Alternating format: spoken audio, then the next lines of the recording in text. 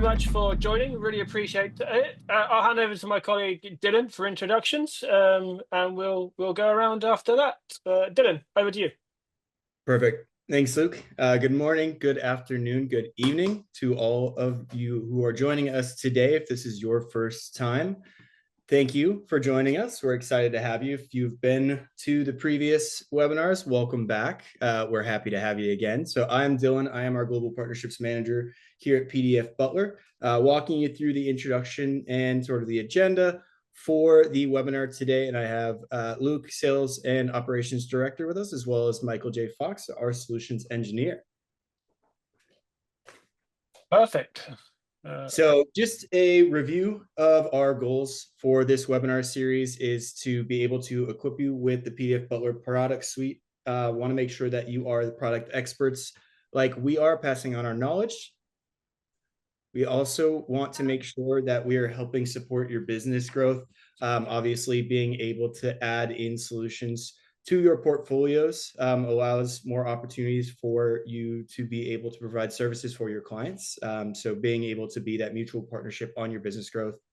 And then last, being able to build a more connected partnership. So finding new areas, new opportunities to be able to communicate with our partners. Obviously, we have had many enablement sessions with some of you, and we want to be able to continue to pass along our knowledge and make sure that we're not leaving anything hidden or gatekeeping any information for all of you. And then, as mentioned, wanted to do the agenda. So just a quick product overview, followed by a live demo, and then we'll follow up at the end with some questions and answers. Also, before we go into the product overview, just a reminder, if you don't follow us on the socials, or if you've not been bombarded by emails from myself and the team, we will be at Dreamforce next month. So as you are making your plans, finding the 800 happy hours that you're looking to attend, make sure to reach out to us and find some time to connect. And with that, go ahead and pass it off to you, Luke. Awesome. Thank you very much. To just add to that as well, myself and our CEO, Igor, have a session as well at Dreamforce. Igor's also joining a panel at Dreamforce. And our lovely colleague, Talia, is also running a couple of workshops at Dreamforce. So I think if anyone who is going to Dreamforce, if you use the agenda builder or whatever Salesforce are calling it there, you'll be able to search for Talia's name or my name or Igor's name. You'll be able to find our sessions and add them to your to-dos when you're there. If you're obviously not going to Dreamforce, you will also find us for the rest of the year in Dusseldorf in November, in London in December, and also New York and Chicago in December. So yeah, you will find us all around the world, hopefully, wherever you're going to go to any of those events, we will be there.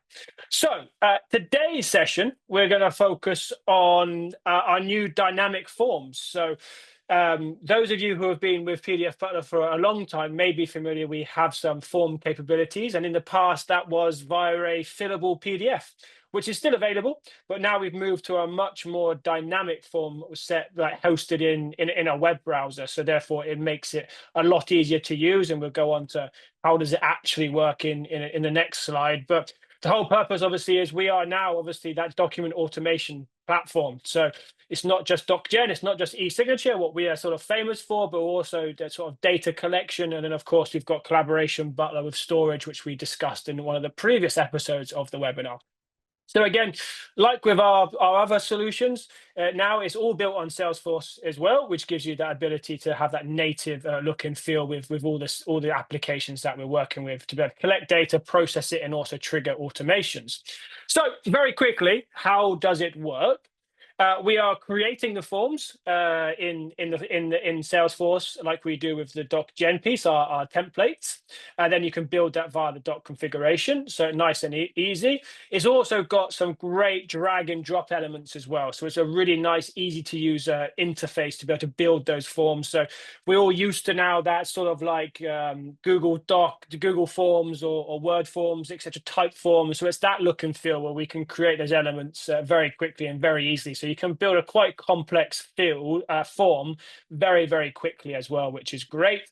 And also then, of course, be able to collect all that data, which is important, syncing that back into Salesforce, then in turn kicking off document generation, signature requests, etc., going there. And you'll also be able to send it out sort of via an email, like we've done in the past with anyone who's used form butler before, but also be able to embed it onto your website to be gathering that information straight away and into your Salesforce org. So some of the key benefits that we've found that come with PDF Butler and our dynamic forms is obviously one, unlimited forms. So we're not sort of putting a limit on number of forms any customer can have within their org. So as many forms as we need. Some competitors have some limits. As those who know us well, we try to avoid most limits where we can. Obviously, as I talked upon just a minute ago, it's very flexible, be able to capture all of the branding information that you want as well. And we are evolving that as we go through as well. So more and more ways to add your own branding as the product evolves. We also obviously have that seamless integration with Salesforce, which is the number one reason why all of the customers on the call and our customers choose us. And one of the big reasons is that integration with Salesforce as well, and making sure the data is always being synced up to your org. And of course, then be able to trigger emails, place the forms on your website. So some key benefits in there. We've closed the gaps with some of our competitors from our forms capability very quickly. So a lot of praise and a lot of hard work's gone into our product team. So that's enough propaganda. Now you all want to see it in action. So at this point, I now get to hand over to my lovely colleague, Michael, who will walk us through a couple of examples of forms. Michael, over to you. Yeah, thanks, Luke. Hi, everyone. And I've got to also press share. There we go. So I'm just going to move a couple of things off of my screen that were in the way. Oh, annotate button. Okay. So usual things apply. Any questions that you might have, you can pop into the Q&A or the chat box. And I think Luke will usually bring those up as we go along. If it's kind of a short answer, or we'll answer at the end. And we can kind of go back over things as well. As with the rest of our suite, the dynamic forms that we've got can work with standard or custom objects. We're working today on an opportunity and looking at a related list called test drivers. So we're going to be using this to update information on the opportunity, fields, data, and then also information in a related list. And we can also go levels deep with that. So you can have a related list of a related list. Now I'm going to launch it using this kind of test element here. You could launch this from a flow or any other way, but this is so that we can see the form request record that's created and see the URL that would be put in an email or shortened and put in a text or whatever else. That email has just arrived to me. This is a really simple email, which has got that link in. And this is the experience that a person gets from receiving that form. So the style, the layout is all completely customizable. If I change the size of this window, for instance, then you're going to see that that's going to change size as well. So if we're on a mobile phone, then that's much nicer to kind of be displayed. So we've got a couple of different types of fields, and we will go into how this comes together. I'm going to show you kind of two different examples. This is the opportunity value. In this case, we've got some pick lists, we've got some radio buttons. If I change this to maybe convertible, and then we've also got a multi-select pick list. But if I just select this one item, the comprehensive, you'll see that this section below disappears and appears. So you can make obviously much more complex logic to control what should be displayed, what question should come next, and if a previous question has been answered, maybe the next one pops up. We've also got the ability to have formula fields. This is just the car sale value times 10. And then you can also use that conditionality for other things.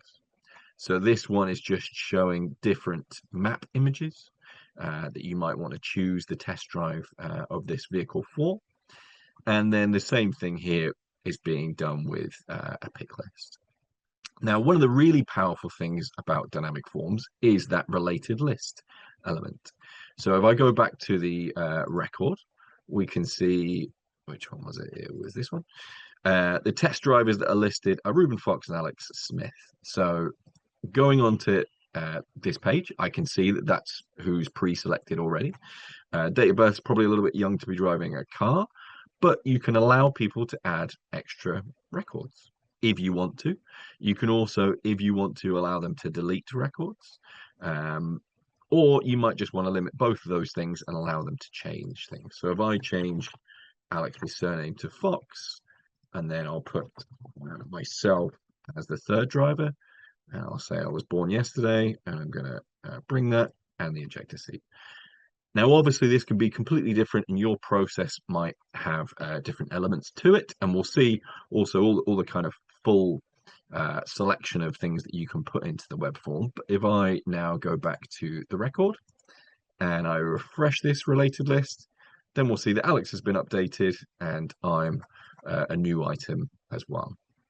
So there is a full, kind of flexibility, I suppose. And if I just refresh the actual page, we'll see the data update as well. I think that I pick a convertible. Yeah, so you can change details on the record and details on related records, as well as lookup objects as well. So quite a lot of variety with that.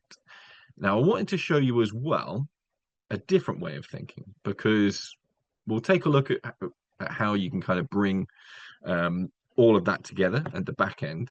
But sometimes people just want to pump out a new questionnaire and they don't want to have to maybe build the entire thing, create fields to put the questions in, and create fields for for the answers.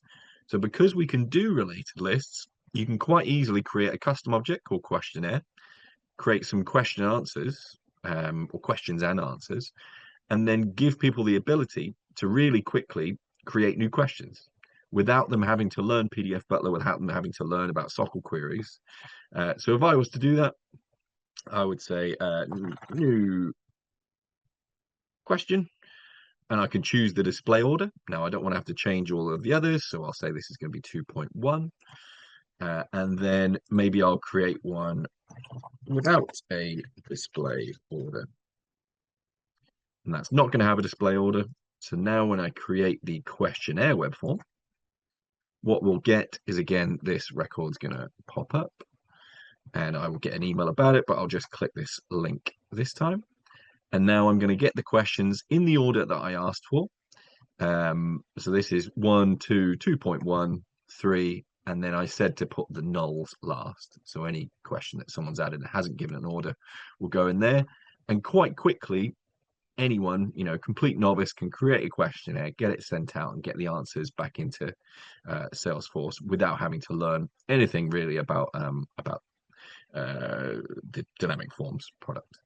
So I'll pause there in case there are any kind of questions about the front end, and then we'll look at the kind of back end.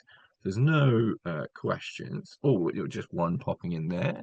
Yeah. Oh, and a couple in the chat. So I'll start with Mark Jordan's in the chat. Is it possible to pre-fill the form with existing file value? Yes. So that's what we were seeing.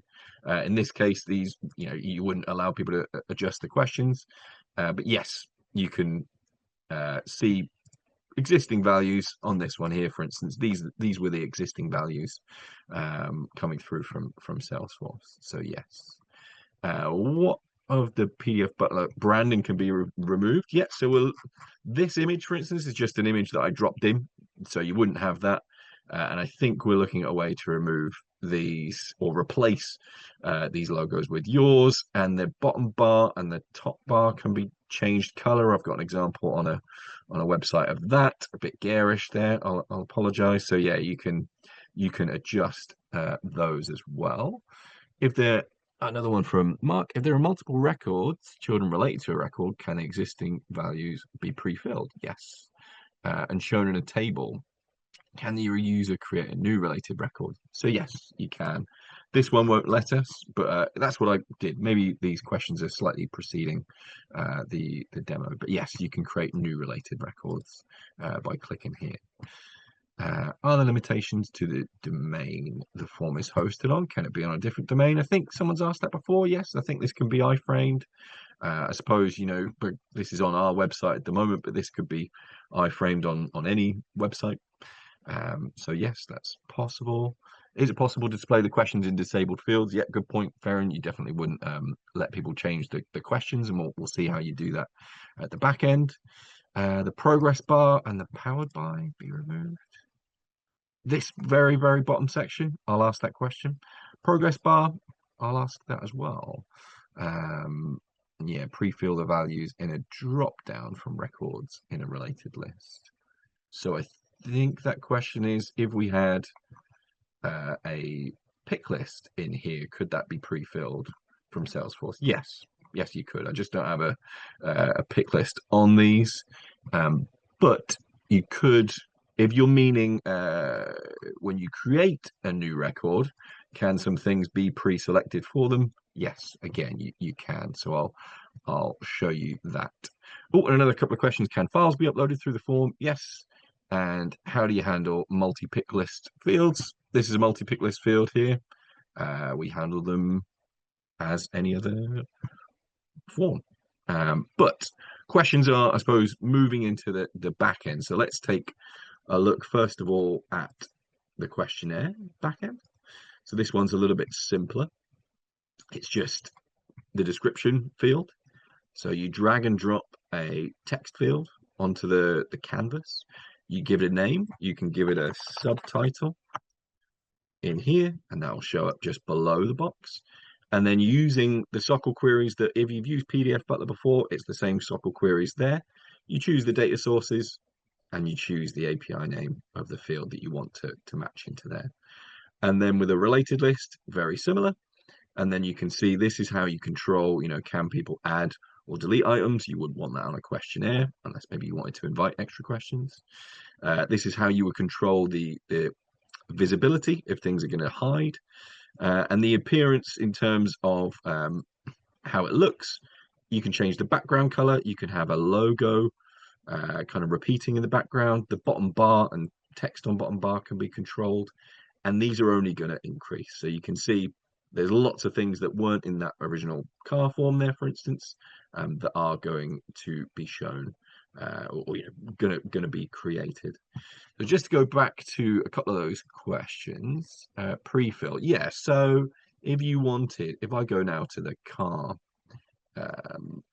form here, so this is, just an image that I've dropped in using an image source. It's just a URL that's going to pull that in. If you wanted to have a pick list within a related list and you wanted it to have a default value, if I linked this to, I'll fall down here because there won't be any not a pick list on here. So is that, they're all just checkboxes. So yeah, this is a multi-select, but you could say the default is power steering, and that would be the first thing that would be there, and people would have to choose something else, even if in Salesforce you didn't have a default in that pick list. So yes, that's possible. So yeah, there can be, to control that conditionality that we saw, this group disappears, so you can have groups of items in one, so you don't have to apply the logic to all three. So it's controlled by this one here. And oops, if I go on to, I'm going to select this actual group, here's the condition. So I'll pop this out. It looks like it's tricky, but it's not. If I say type, as I start to type here, it says type of coverage, now whatever that was before, equals comprehensive.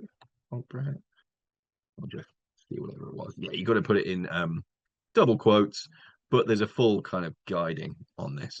That's just about the hardest thing in the whole product, to kind of learn these field expressions. But ChatGPT is pretty good at helping me out on that. So another question as well about files being uploaded. So yes, you can have tables, which someone asked about before. You can have a file upload section why can't I see that? Attachments, it's called, and you can decide what people will be able to upload, and they can be forced. So yeah, there's that ability. And another question, is it possible for people to save their progress? So what we can do is have it that the link doesn't expire. It lasts until you say it doesn't. So people can submit it, but then as they come back onto that link again, maybe later on a different machine, then the latest information is kind of there. We do have that in our previous form product. So I think we might have done that in a proof of concept for someone else as well. So yeah, I think saving and then coming back to it is possible without it necessarily updating Salesforce straight away. So there's lots more to it. You know, there's a few things here that are just spaces, for instance. You know, just to control the kind of layout. There's lots of kind of little things that it's probably not worth us going into in too much detail here.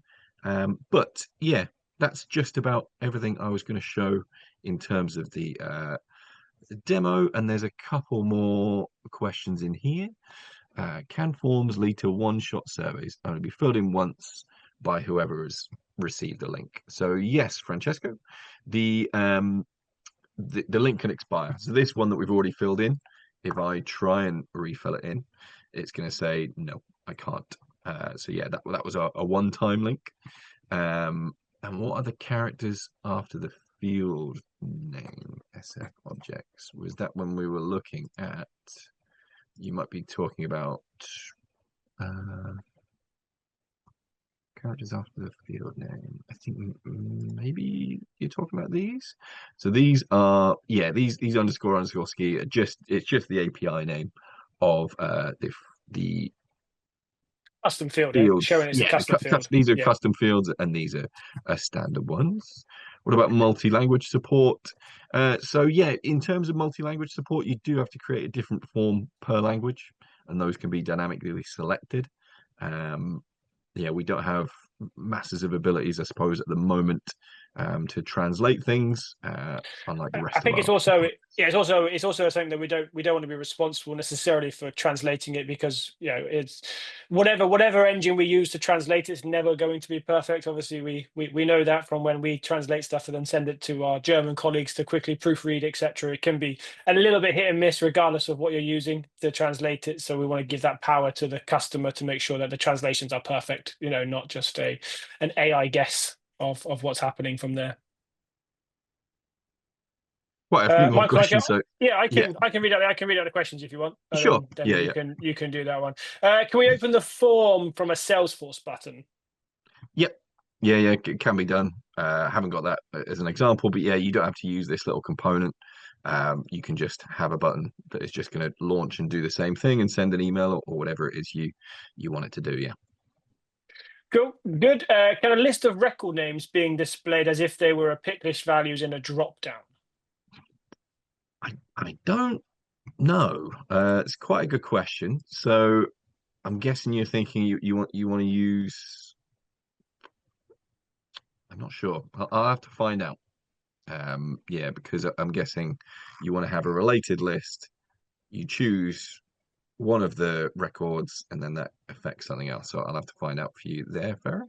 Yeah, fair, and I can follow up with you there. And one I think is a good question here. Sorry to take the thunder from you. No, you go. Can you apply validation rules to the answers? So yeah, there's validation rules within this, because you wouldn't want it to try and send a validation to Salesforce if there was a validation rule in Salesforce that it's going to fail. But yes, but I haven't actually dealt with what are we on a pick list. It's probably not about easy validation here. So yeah, this is just a text box. This can be your minimum length, maximum length. This is maybe a regex validation. If I was going to do a validation on maybe an email, that's the usual simplest one, but we haven't got one on here. A number validation, yeah, it's just going to be a certain length. But yes, I think we can do more complex validation for that. Yeah. Cool. That's good. Next question is, can these links be filtered to contacts?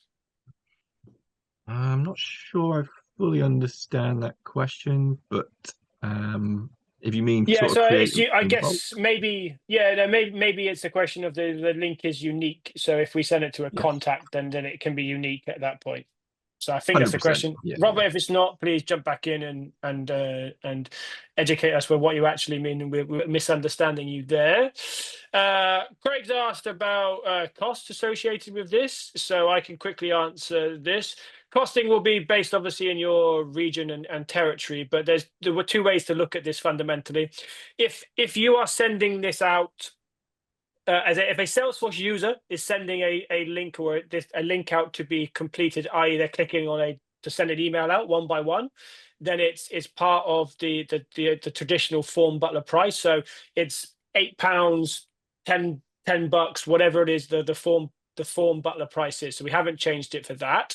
Then if you are hosting a form on a website, then it's a consumption-based model. So again, reach out to your contact or reach out to one of us, and I can put you in contact with one of our AEs in region. So it's like, if a Salesforce user is sending it out to an individual, then it's a license-based.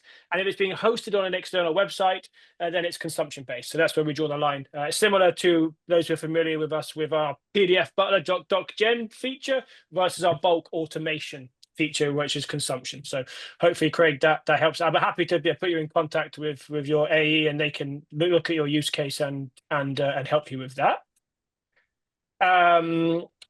So characters, is there support to preview, modify the forms in mobile view? So I think, Michael, I think I've seen you do that before. You can. Yeah, so you can create, say, an unattached form here, which is quite useful because it's just going to kind of refresh every time. So you could access this. I would put this on, kind of its own size. I mean, Chrome will let you do that if you go F12 here and say you want to look at how it's going to look on an iPhone 12. Then yeah, you can have that on one screen.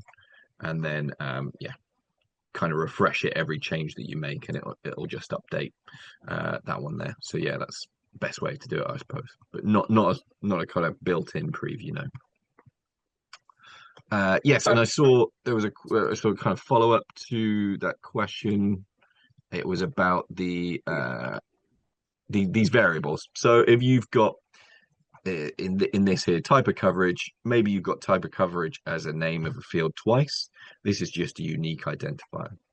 So when the type of coverage is selected here and you choose it for the first time, this just gives it a unique key within this.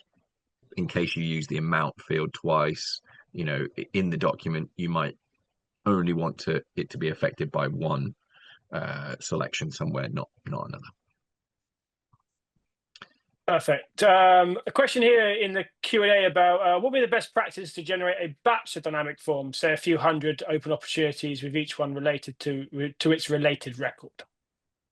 Yeah, you could use our batch bulk butler feature. So you would go into, this is kind of a different product now, but it's just going to launch. For instance, I would just choose the .config, which would be the one that we're looking at, the car demo, and then I would choose my SOQL query for who I want it to go out to, so all of the opportunities that are in a certain stage perhaps, and then I would just run that batch or schedule it. So yeah, and that would go out to those 500, but it would send with their unique related records as well. Okay. Also, in theory, Michael, are we able to yet send it? I'm going to throw you under the bus. I apologize, but are we able to send it out via list view as well potentially? Was that coming? Oh yeah, yeah. You can do. Just a case of configuring it right, and then yeah, you just limited to Salesforce 200 per list view. But yeah, you click this button and it'll do exactly the same thing. Send an email to those with emails, or whatever delivery preferences people might have. Another great question actually here as well about, is it possible to trigger the DocGen and the sign request right after they submitted the form? So I think we've done a few POCs with that as well, but I don't know if you wanted to just clarify that point. It's a good question. Yes. Yeah. So if people select certain things like, yes, I want this and this, and it's going to, select or deselect products, for instance, then the submission of the form, yes, can change a status on a record, and then a flow can send the sign request. But we can help out with how you'd put all that together. But yeah, quite simple. Fantastic. Okay, so we're sort of over time, but that's great. Thank you for all the questions. And apologies, maybe we didn't get to all of the questions, but please feel free to reach out to any of us here, or reach out to your AE or partner manager to carry on and ask any of those other questions. So I think I will leave us with as we are. But thank you everyone for joining. Really, really appreciate it.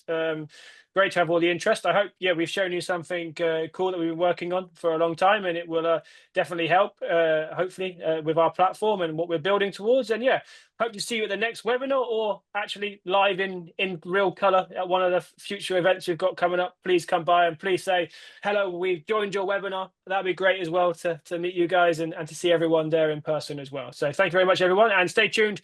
There'll be another episode in this series coming.